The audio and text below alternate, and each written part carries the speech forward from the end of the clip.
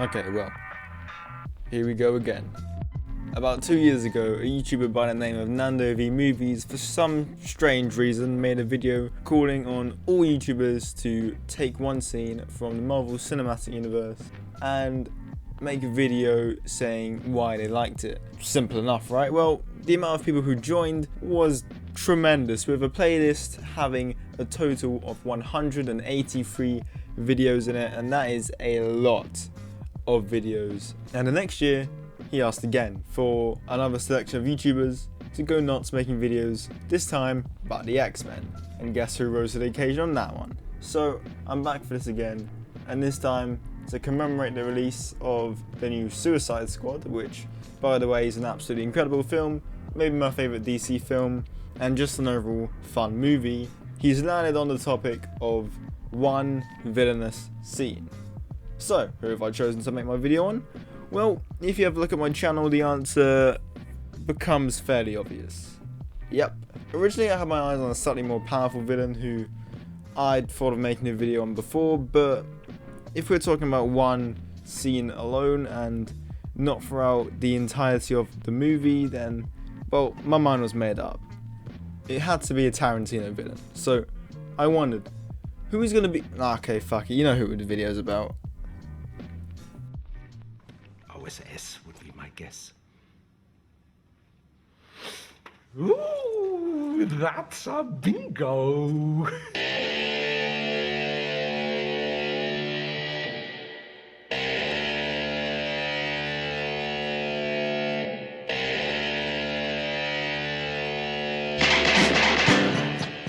So, Hans Landa, a downright evil fella played expertly by Mr. Christoph Waltz in Tarantino's sixth film, Inglourious Bastards. Now, I'm not here to talk about the movies, but I'll say this, it's a good fucking movie. And if you like fun movies, then you'll certainly enjoy this one. Anyways, moving on to the actual video. What's the scene in question, you ask? Well, the culture among you will have already guessed that one. And it's usually the scene that makes or breaks the antagonist, the introduction, or in this movie's case, the opening scene. So, let's go full Vanity Fair, shall we, and do one of those deep dive analysis things, and I'll show you why Hans Landa is a villainous son of a bitch.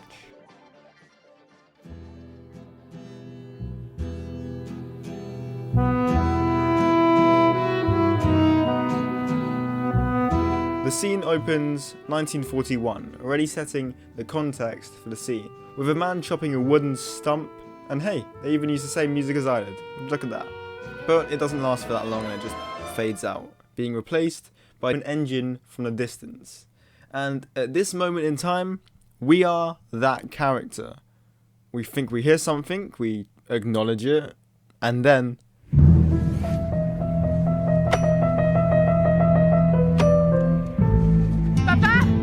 Good shit.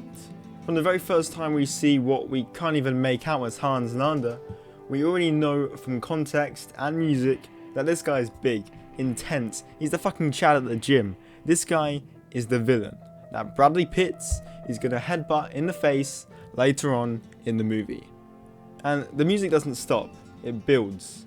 And the music itself makes the scene feel like a western, with the rattles and the visuals as well. They reinforce this fact to a million, with the way that the actor's framed and the way that he acts in the scene, like a western sheriff getting ready for his duel, as the contender rolls into town on his big fucking horse, or in this case, his little German automobile. And now we get to the talking stuff. The scene starts fairly calm and relaxed, well, as calm as a conversation between these two people can be, but there's always something about it. Small things that give you a feeling of unease, like how he straight up just grabs her wrist when asking for milk, because for some reason all villains just like milk. Merci.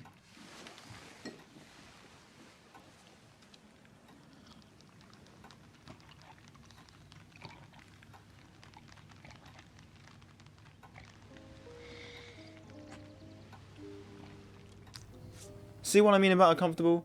It just holds on him, just drinking milk. Milk, fucking milk! And it works. Moving on, we are now introduced to why he's here. This is two things. For one, it tells the viewer, if they hadn't already figured it out, I mean, it's not really that much of a mystery, but who this guy is. And second, it gets the audience member to think about why he's here, why he's in this house with these people. And, well, oh boy, we do. We'll get to that.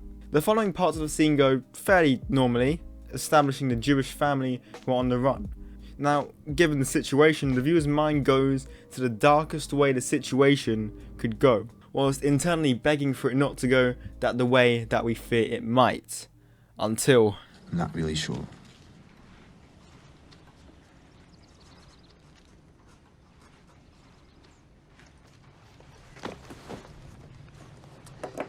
Well, I guess that should do it. Yeah, it's going to go exactly the way we feared.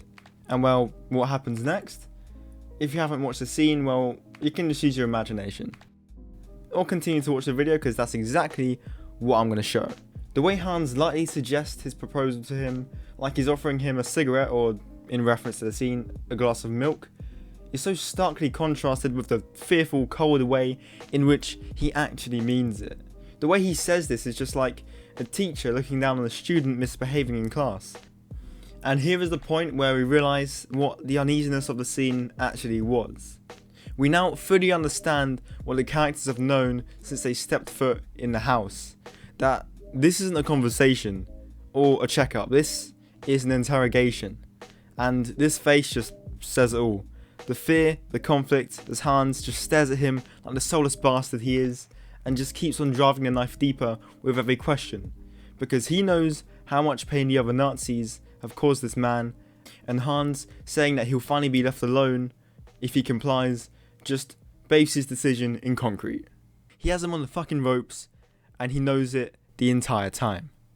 And then, like the beginning, the music fades in. The nightmare scenario that we feared is being played out right in front of our eyes. And well, you know what happens next. Donc, monsieur, mesdemoiselles, je prends congé de vous et je vous dis adieu.